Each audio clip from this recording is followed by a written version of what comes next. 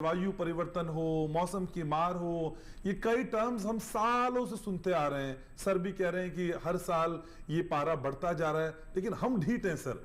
हम किसी तरह का कोई बदलाव करने को बिल्कुल तैयार नहीं है, ना किसी तरह के कोई एफर्ट्स कर रहे हैं। जब जान चली जाएगी तभी मानेंगे हम लोग। वैसा ही प्रतीत हो रहा है, क्योंकि अगर आप देखें तो ऐसा नहीं है कि जलवायु परिवर्तन या ग्लोबल वार्मिंग के बहाने हम बहुत बार अपनी जो सूझबूझ है उसको हम दरकिनार कर देते हैं, क्योंकि ग्लोबल वार्मिंग भी जो है वो एक नेचुरल कॉज नहीं है, वो भी एक मैन मेड कॉज है। बहुत बार हम कहते हैं कि एक अप्राकृतिक कारणों से ये हुआ है। वो अप्राकृतिक का मतलब ये नहीं कि सिर्फ किसी और के करने से हुआ है, ये हम सबों के करने से हुआ है। क्योंकि अगर आप देखें तो हीट वेव जो है, जितनी भी बातें डॉक्टर साहब ने कही और बाकी चीजें, तो जितने भी रिसर्च अभी तक हुए हैं उसमें यही कहा गया है कि इसका जो कॉज है, जितने भी कॉजेज हीट वेव के हम देखा है हमने, वो लार्जली जो है जो ह्यूमन इंटरवेंशन है, ह्यूमन लाइफस्टाइल है, चाहे वो भारत का हो, भारत के आसपास का हो।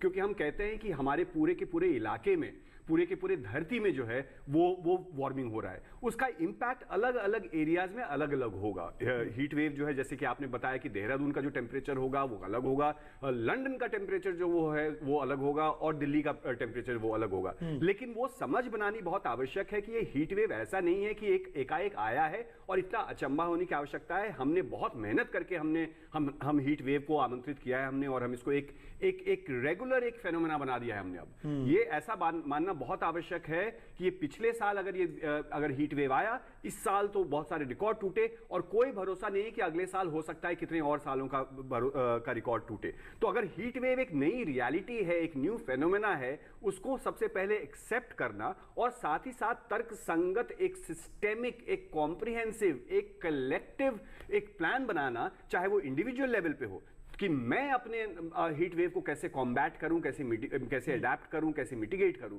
उसी तरह समाज के तौर पे, जैसे अभी हम चर्चा में बहुत सारी बातें करेंगे कि इसका असर किसके ऊपर पड़ता है। इसका असर, जैसे आपने कहा अपने शुरुआती बोल में कि कितने लोग अस्पताल में हैं, तो पानी की किल्लत, बिजली की किल्लत, इकोनॉमिक किल्लत, अर्थशास्त्र की किल्लत, agricultural loss of life and livelihood, doctor साहब हैं वो बताएंगे, मोर्टेलिटी, मॉर्बिडिटी, बहुत सारे आयाम हैं जो इसके साथ जुड़े हुए हैं। और ये बहुत आवश्यक है कि इसको हमें कॉम्प्रिहेंसिवली समझें, क्योंकि ये खतरे का एक रेड साइन है जिसको हमें हल्के से नहीं लेना चाहिए। क्योंकि कल बारिश हुई है दिल्ली में। लेकिन झा साहब, इस एनवायरनमेंट को लेके जो सेंस डेवलप होनी चाहिए या उसके लिए जो एफर्ट्स होने चाहिए, वो तो सर हम बड़े बड़े लेवल पे देखते हैं। कॉप जैसे संस्थान हैं, हम देखते हैं बड़े बड़े शिविर हो रहे हैं, बड़े बड़ी कॉन्फ्रेंसेस हो रही हैं, संगोष्ठी हो रही है, गोष्ठी हो रही है, पिकनिक होती है क्या सब? उसमें कुछ निकलता नहीं है क्या सर? ये देखिए, पर्यावरण के बारे में, पर्यावरण आध्यात्म की चीज सिर्फ नहीं रही।